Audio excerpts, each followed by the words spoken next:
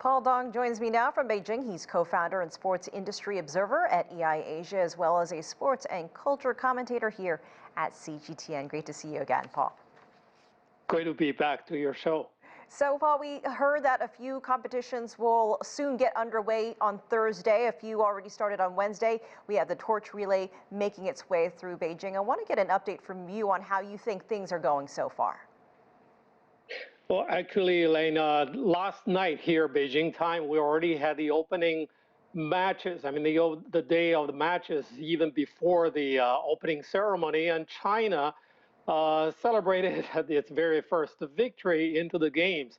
The mixed doubles curling pair overcame and beat narrowly last time silver medalist from Switzerland, and it's a very remarkable beginning to celebrate. And now people's attention are on the torch relay started yesterday and going on today, and then through tomorrow, 1,200 of them, the runners, will complete the whole relay all the way through to the bird's nest, the stadium where the opening ceremony will be held. I understand that the ceremony will be significantly shorter than the 2008 Summer Games opening one, although directed by the same director, an internationally acclaimed movie director, Zhang Yimou.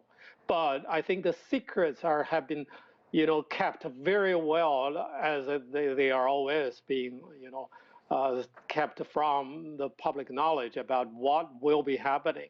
Well, that's the big show. I mean, so many of us remembered the opening ceremony of the 2008 Beijing Summer Games. So no hints at all, Paul? I mean, I know you said they're keeping it under wraps, but we expect maybe a slightly smaller, but could this be as big of a production, perhaps?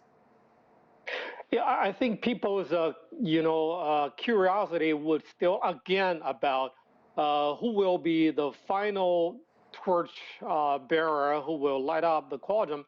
And also, in what way. I think as a movie director, he is never content with anything traditional, that anything, something surprising can be expected, but still no clue. But I understand that the number of athletes marching into the stadium will also be kept relatively small, or smaller than even that of Tokyo, because of the COVID situation here and all the playbook countermeasures.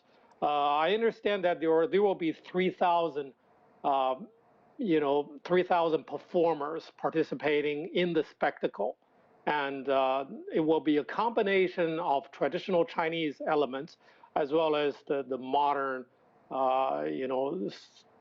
part of today's China. Can't wait to see that. You mentioned that Chinese curling off to a good start. Who are some of the Chinese athletes to watch during the games? Well, I think the priority of the Chinese government, that they wish for the delegation to finish and to perform into the games at home.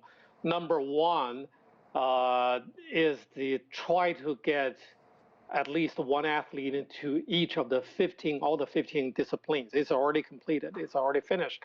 And then as many as athletes to participate in the total of 109 medal events. That's a very tall order. That's unrealistic, but China has already tried its best. And no nation in the world can actually secure a berth in each of the 109 medal events.